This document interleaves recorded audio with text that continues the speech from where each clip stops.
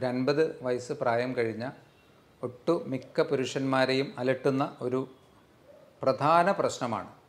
ശരിക്ക് വല്ലാതെ അവരുടെ ലൈഫിനെ ബുദ്ധിമുട്ടിക്കുന്ന ഒരു പ്രശ്നമാണ് പുരുഷന്മാരിലുള്ള പ്രോസ്റ്റേറ്റ് ഗ്രന്ഥിയുടെ വീക്കം. അൾട്രാ സോണോഗ്രാം എന്ന ടെസ്റ്റാണ്. USG വളരെ കോമൺ ആയിട്ട് നോൺ ഇൻവേസീവാണ്. അതായത് മറ്റു പാർശ്വഫലങ്ങളുമില്ല, നമുക്കൊന്നും വയറിൻ്റെ പുറത്ത് മാത്രം വെച്ച് ചെയ്യുന്നൊരു ടെസ്റ്റാണല്ലോ. അത് ചെയ്തു നോക്കിയാൽ തന്നെ ഒരുവിധം ആൾക്കാരിലൊക്കെ ഈ പ്രോസ്റ്റേറ്റ് ഗ്രന്ഥിയുടെ വീക്കം, അതിൻ്റെ ഗ്രേഡ് ഒക്കെ നമുക്ക് മനസ്സിലാക്കാൻ കഴിയും. അതുപോലെ തന്നെ PSA test, prostate specific antigen test, അതൊക്കെ ചെയ്തു നോക്കാവുന്നതാണ്. അപ്പോൾ അതിൽ നിന്ന് നമുക്ക് അത്തരത്തിലുള്ള കുറച്ചുകൂടി മാരകമായ പ്രശ്നങ്ങളിലേക്ക് ഇത് പോയിട്ടുണ്ടോ എന്നും മനസ്സിലാകും.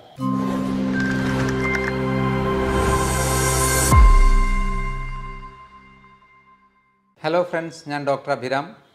ഒരു 50 വയസ്സ് പ്രായം കഴിഞ്ഞ ഒട്ടുമിക്ക പുരുഷന്മാരെയും അലട്ടുന്ന ഒരു പ്രധാന പ്രശ്നമാണ്.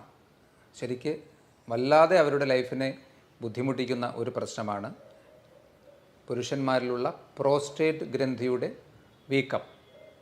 ഇതിന് സാധാരണ പറയുന്നത് ബിനൈൻ പ്രോസ്റ്റാറ്റിക് ഹൈപ്പർട്രോഫി എന്നാണ്.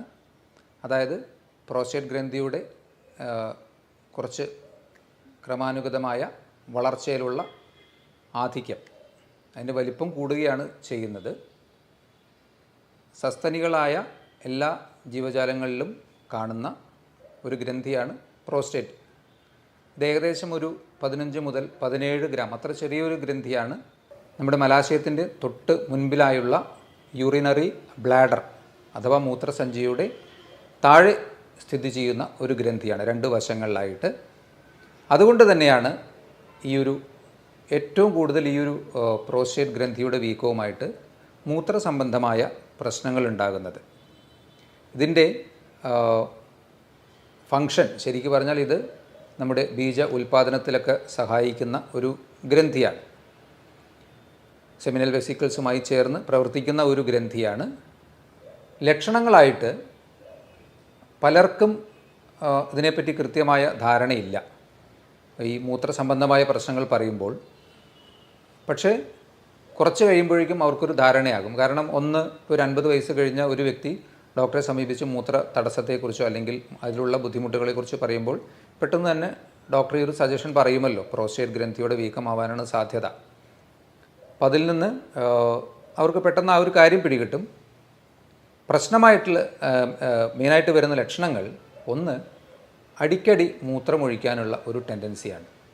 ഈ ഒരു മെക്കാനിസം എങ്ങനെയാണെന്നാൽ, നമ്മുടെ യൂറിനറി ബ്ലാഡറിൻ്റെ താഴത്തെ ഭാഗം കഴിഞ്ഞ് അതിൻ്റെ ഉള്ളിൽ നിന്ന് പുറത്തേക്ക് മൂത്രനാളി, അതായത് പുരുഷന്മാർക്ക് പുറത്തേക്കുള്ള മൂത്രനാളി, അത് തുടങ്ങുന്നത് ഭാഗത്താണ് ഈ ഒരു ഗ്രന്ഥി വരുന്നത്. അതുകൊണ്ട് തന്നെ ഈ ഒരു ഗ്രന്ഥിയുടെ വീക്കം എപ്പോഴും പ്രഷർ സിംറ്റംസ് ഉണ്ടാക്കുന്നു. അപ്പോൾ കുറച്ച് ബ്ലാഡറിൽ മൂത്രമാവുമ്പോഴേക്കും ഈ ഒരു പ്രഷർ എഫക്റ്റ് കാരണം നമുക്ക് മോർ ഓഫ് ഒരു ഫുള്ളായിട്ടുള്ളൊരു ഫീലിംഗ് വരും, മൂത്രമൊഴിക്കണം തോന്നും. പക്ഷേ മൂത്രമൊഴിച്ചാൽ പൂർണ്ണമായി ഒഴിഞ്ഞു പോവുകയില്ല.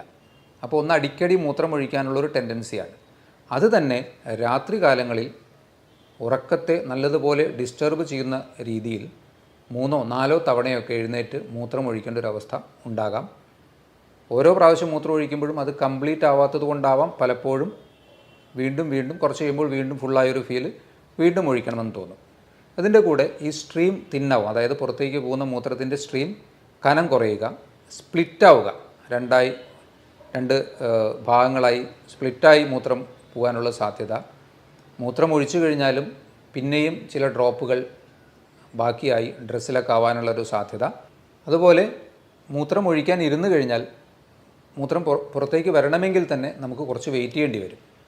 മേ ബി കുറച്ച് സെക്കൻഡ്സൊക്കെ വെയിറ്റ് ചെയ്ത് കഴിഞ്ഞാൽ ആ ഒരു പ്രഷർ റിലീസായിട്ട് മൂത്രം പുറത്തേക്ക് വരുള്ളൂ. അതുപോലെ ഒഴിച്ച് കഴിഞ്ഞതിന് ശേഷവും ഒരുപാട് സ്ട്രെയിൻ ചെയ്യേണ്ടി വരിക. ഇതിൻ്റെ കൂടെ തന്നെ നേരത്തെ പറഞ്ഞല്ലോ, മലാശയത്തിൻ്റെ തൊട്ട് മുന്നിലായി വരുന്ന ഒരു അവയവത്തിൻ്റെ താഴെ കാണുന്നുള്ള മൂത്രസഞ്ചിയുടെ താഴെ. അതുകൊണ്ട് തന്നെ മലബന്ധം വളരെ അധികമായ വീക്കമുണ്ടെങ്കിൽ ശരിയായ രീതിയിലുള്ള മലശോധന കിട്ടാത്ത പ്രശ്നം, ശോധന കുറച്ച് അവിടെയും തിന്നായിട്ട് പോകുന്ന പ്രശ്നങ്ങൾ, ഇതൊക്കെ തന്നെ ഇത്രയും പ്രശ്നങ്ങളൊക്കെ കോമൺ ആയിട്ട് ഈ ഒരു അസുഖവുമായി ബന്ധപ്പെട്ട് ഉണ്ടാവാറുണ്ട്. ഇത് symptoms person to person vary ചെയ്യാം. ശരിക്കും ഈ വീക്കവും ലക്ഷണങ്ങളുമായിട്ടൊരു ഡയറക്റ്റ് കോറിലേഷൻ ഉണ്ടായിക്കൊള്ളണമെന്നില്ല.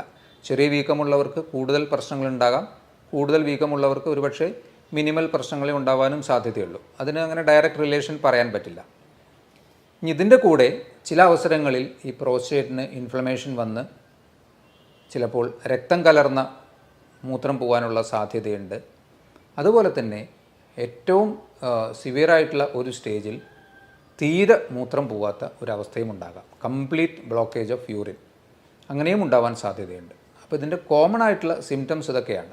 ഏറ്റവും ബുദ്ധിമുട്ടിക്കുന്നത് രാത്രി കാലങ്ങളിലുള്ള അടിക്കടി മൂത്രം ഒഴിക്കേണ്ടി വരുന്ന പ്രശ്നമാണ്. ഇത്തരത്തിലുള്ള പ്രശ്നങ്ങൾ ഉണ്ടാകുമ്പോൾ അതെപ്പോഴും ഒരു 50 ഇയേഴ്സ് കഴിഞ്ഞ ഒരു വ്യക്തിക്ക് നമുക്ക് അങ്ങനെ ചിന്തിക്കാമെങ്കിലും ഇത് കൂടാതെയും ഇതുപോലെയുള്ള സിമിലറായിട്ടുള്ള പ്രശ്നങ്ങൾ വരാം. For example urinary tract infection കൊണ്ടുവരാം. അതുപോലെ തന്നെ ഈ ബ്ലാഡറുമായി റിലേറ്റഡ് ആയിട്ടുള്ള എന്തെങ്കിലും സർജറി അല്ലെങ്കിൽ അബ്ഡോമിനൽ സർജറി കഴിഞ്ഞവർക്ക് അതിൻ്റെ പാർശ്വഫലങ്ങളായിട്ട് ഇത്തരത്തിലുള്ള പ്രശ്നങ്ങൾ വരാൻ സാധ്യതയുണ്ട്. ഇതിലുപരി ചിലപ്പോൾ പ്രോസ്റ്റേറ്റ് ഗ്രന്ഥിയുടെ ക്യാൻസർ മൂലവും, ഇതും വളരെ കോമൺ ആയിട്ടുള്ളൊരു കണ്ടീഷനാണ്, പ്രോസ്റ്റേറ്റ് ഗ്രന്ഥിയുടെ ക്യാൻസർ മൂലവും ഇത്തരത്തിലുള്ള സിംറ്റംസ് ഉണ്ടാകാം. അപ്പോൾ ഇതിൽ നിന്നൊക്കെ നമുക്കൊന്ന് വേർതിരിച്ചറിയണമല്ലോ. അപ്പോൾ അതിന് ഏറ്റവും സിമ്പിളായിട്ട് ചെയ്തു നോക്കാവുന്ന ഒരു ടെസ്റ്റ് എന്നുള്ളത് അൾട്രാ സോണോഗ്രാം എന്ന ടെസ്റ്റാണ്.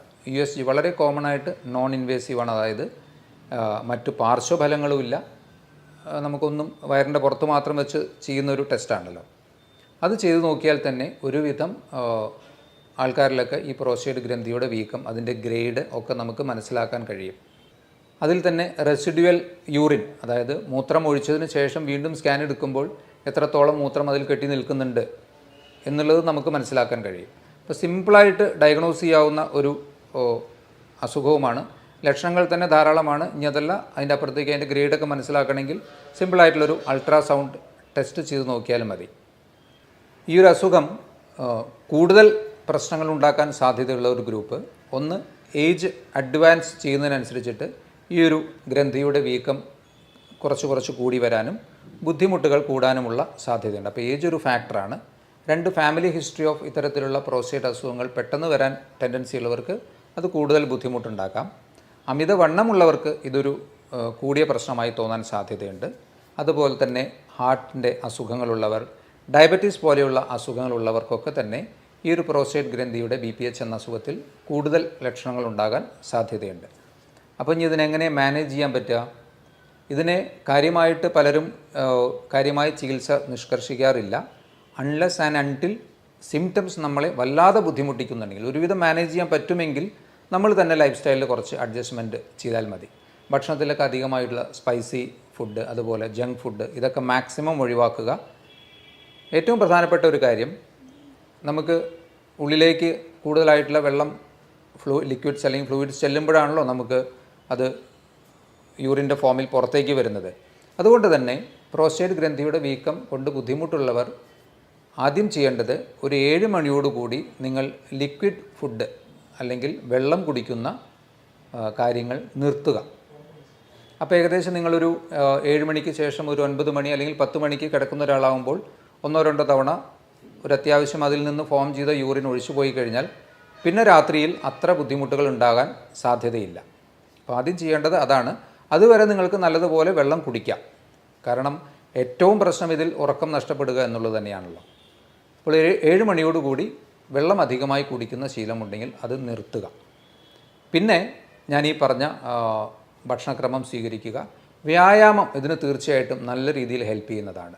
നിങ്ങൾ സാധാരണ സ്വിമ്മിങ്, ജോഗിങ്, അല്ലെങ്കിൽ സാധാരണ നടത്തം, നിങ്ങളുടെ നോർമൽ ഓപ്റ്റിമൽ വെയ്റ്റ് മെയിൻറ്റെയിൻ ചെയ്യുന്നതിലേക്ക് വേണ്ടിയും ഈ ഒരു അസുഖവുമായി റിലേറ്റഡ് ആയിട്ടും കൃത്യമായ വ്യായാമം ഒരു പരിധിവരെ ഇതിൻ്റെ എക്സസീവ് സിംറ്റംസ്, അതായത് കൂടുതൽ ബുദ്ധിമുട്ടുകൾ ഒഴിവാക്കും.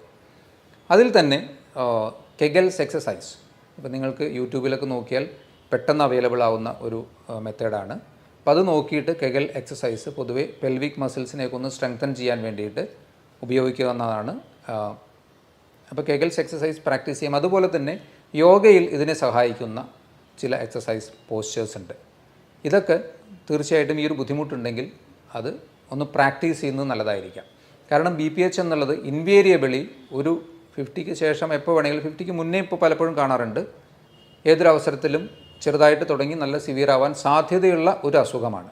അതുകൊണ്ട് തന്നെ അതിനെ വരാതിരിക്കുക എന്നുള്ളതിനേക്കാളും വന്നതിനെ കൂടാതെ മാനേജ് ചെയ്ത് പോകുന്നതായിരിക്കാം നന്നാവുക ഈ ഒരു അസുഖത്തിൽ. എന്നുവെച്ചാൽ ഈ ഞാൻ പറഞ്ഞല്ലോ, മാമൽസ് ആയിട്ടുള്ള എല്ലാ ജീവികൾക്കും ഈ ഒരു ഗ്രന്ഥിയും അതുമായി ബന്ധപ്പെട്ട ഈ ഒരു പ്രശ്നങ്ങൾ നമുക്കാണത് കാര്യമായിട്ട് മനസ്സിലാവുന്നത്, ഉണ്ടാകാൻ സാധ്യതയുണ്ട്.